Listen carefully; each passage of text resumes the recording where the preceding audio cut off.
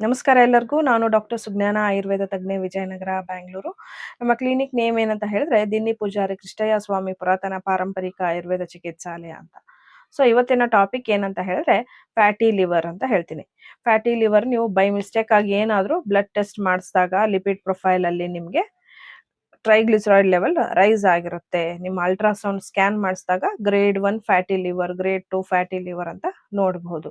ಇದಕ್ಕೆ ಏನು ರೀಸನ್ಸು ಅಂತ ಹೇಳಿದ್ರೆ ನಿಮ್ಮ ಆಹಾರದಲ್ಲಿ ಮತ್ತು ನಿಮ್ಮ ಆಹಾರ ಮತ್ತು ವಿಹಾರ ಅಂತ ಹೇಳ್ತೀನಿ. ನೀವು ಆಹಾರದಲ್ಲಿ ಅತಿಯಾಗಿ ಜಂಕ್ ಫುಡ್ ತಿನ್ನುವಂಥದ್ದು, ಅತಿಯಾಗಿ ಪ್ರೋಸೆಸ್ಡ್ ಫುಡ್ನ ತೆಗೆದುಕೊಳ್ಳುವಂಥದ್ದು, ಅತಿಯಾಗಿ ಆಯಿಲಿ ಫುಡ್ನ ತಿನ್ನುವಂಥದ್ದು, ಅತಿಯಾಗಿ ಶುಗರಿ ಡ್ರಿಂಕ್ಸ್ ಕುಡಿಯುವಂಥದ್ದು ಮಾಡೋದ್ರಿಂದ ಏನಾಗುತ್ತೆ, ದೇಹದಲ್ಲಿ ಫ್ಯಾಟ್ ಅಕ್ಯುಮುಲೇಷನ್ ಜಾಸ್ತಿ ಆಗಿ ಅದು ಹೋಗಿ ಲಿವರ್ ಅಲ್ಲಿ ಸ್ಟೋರ್ ಆಗುತ್ತೆ. ಅದರಿಂದ ನಿಮ್ಮ ಲಿವರ್ ಫ್ಯಾಟಿ ಲಿವರ್ ಆಗಿ ಕನ್ವರ್ಟ್ ಆಗುತ್ತೆ.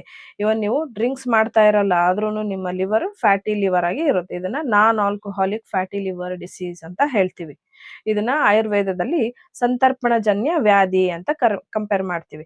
ಅಂದ್ರೆ ಓವರ್ ನರಿಶ್ಮೆಂಟ್, ಅತಿಯಾಗಿ ಎಲ್ಲಾನು ಅತಿಯಾಗಿ ತಿನ್ನುವಂಥದ್ದು. ಅದ್ರ ಜೊತೆಗೆ ನಿಮ್ಮ ಲೈಫ್ ಸ್ಟೈಲ್, ವಿಹಾರ ಅಂತ ಹೇಳಿದ್ರೆ ನಿಮ್ಮ ಸೆಡೆಟರಿ ಲೈಫ್ ಸ್ಟೈಲ್ ಲೀಡ್ ಮಾಡುವಂಥದ್ದು, ಫಿಸಿಕಲ್ ಆಕ್ಟಿವಿಟಿ ಇಲ್ಲದೆ ಯಾವಾಗ ಬೇಕಾವಾಗ ಊಟ ಮಾಡುವಂಥದ್ದು, ರಾತ್ರಿಯಾಗಿ ಲೇಟಾಗಿ ಊಟ ಮಾಡುವಂಥದ್ದು, ಬೆಳಿಗ್ಗೆ ಲೇಟಾಗಿ ಏಳುವಂಥದ್ದು, ಇವೆಲ್ಲ ಮಾಡೋದ್ರಿಂದ ಏನಾಗುತ್ತೆ, ದೇಹದಲ್ಲಿ ಫ್ಯಾಟ್ ಅಕ್ಯುಮುಲೇಷನ್ ಜಾಸ್ತಿ ಆಗುತ್ತೆ. ನಿಮಗೆ ತಿಂದ ಆಹಾರ ಸರಿಯಾಗಿ ಜೀರ್ಣ ಆಗೋದಿಲ್ಲ, ನಿಮ್ಮ ಅಗ್ನಿ ಮಂದ ಇರುತ್ತೆ, ಬೌಲ್ ಮೂಮೆಂಟು ಸರಿಯಾಗಿರೋದಿಲ್ಲ, ನಿಮಗೆ ಮೋಷನ್ನು ಸರಿಯಾಗಿ ಆಗ್ತಾ ಇರೋದ್ರಿಲ್ಲ. ಏನಾಗುತ್ತೆ, ತಿಂದಿದ್ದು ಸರಿಯಾಗಿ ಹೊರಗಡೆ ಹೋಗ್ಲಿಲ್ಲ ಅಂದ್ರೆ ಹೊಟ್ಟೆ ಒಳಗಡೆ ಹಾಗೆ ಉಳ್ಕೊಳ್ಳುತ್ತೆ. ಅದೇನಾಗುತ್ತೆ, ಲಿವರ್ ಅಲ್ಲಿ ಹೋಗಿ ಸ್ಟೋರ್ ಆಗುತ್ತೆ, ಫ್ಯಾಟ್ ಆಗಿ ಸ್ಟೋರ್ ಆಗುತ್ತೆ. ಅದರಿಂದ ನಿಮ್ಗೆ ಫ್ಯಾಟಿ ಲಿವರ್ ಆಗಿ ಕಾಣಿಸುತ್ತೆ ಅಂತ ಹೇಳ್ತೀನಿ. ಯಾರಿಗೆ ಇವನ್ ಡೈಜೆಷನ್ ಯಾರಿಗೆ ಕರೆಕ್ಟ್ ಆಗ್ತಾ ಇರಲ್ಲ, ನಿಮ್ಗೆ ಅಗ್ನಿ ಮಂದ ಇದ್ರೆ, ನಿಮ್ಗೆ ಒಂಥರ ಉಬ್ರ ಅನ್ಸ್ತಾ ಇರುತ್ತೆ, ಅಂಥವ್ರಲ್ಲೂ ನಾವು ಫ್ಯಾಟಿ ಲಿವರ್ನ ನೋಡ್ಬೋದು. ಇದಕ್ಕೇನಪ್ಪ ಟ್ರೀಟ್ಮೆಂಟು ಅಂತ ಹೇಳಿದ್ರೆ ಮೇನ್ ಆಗಿ ನೀವು ನಿಮ್ಮ ಡೈಜೆಷನ್ನ ಕರೆಕ್ಟ್ ಮಾಡ್ಕೋಬೇಕು, ನಿಮ್ಮ ಗಟ್ ಹೆಲ್ತ್ನ ಸರಿಯಾಗಿ ಇಟ್ಕೋಬೇಕು. ಅದನ್ನ ಸರಿಯಾಗಿದ್ರೆ ನಿಮ್ಗೆ ಎಲ್ಲ ಕರೆಕ್ಟ್ ಆಗುತ್ತೆ ಅಂತ ಹೇಳ್ತೀನಿ. ಅದ್ರ ಜೊತೆಗೆ ಈಸಿಲಿ ಡೈಜೆಸ್ಟಬಲ್ ಫುಡ್ನ ಯೂಸ್ ಮಾಡಿ. ನಿಮ್ಮ ಫ್ಯಾಟ್, ದೇಹದಲ್ಲಿರುವಂಥ ಫ್ಯಾಟ್ ಕಡಿಮೆ ಆಗಬೇಕು ಅಂತಂದ್ರೆ ಈಸಿಲಿ ಡೈಜೆಸ್ಟಬಲ್ ಫುಡ್ನ ತೆಗೆದುಕೊಳ್ಳಿ.